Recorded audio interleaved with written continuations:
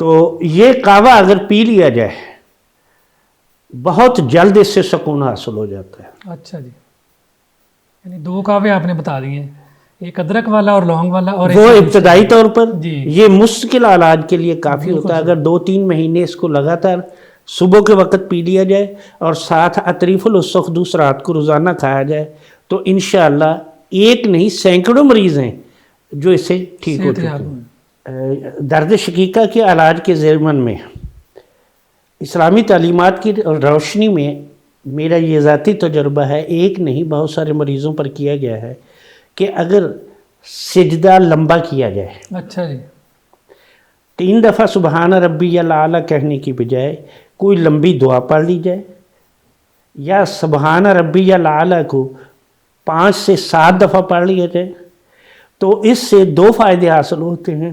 اکثر و بیشتر سر درد عام بھی ہو، شقیقہ کا درد بھی ہو، بہت مفید اس میں رہتا ہے۔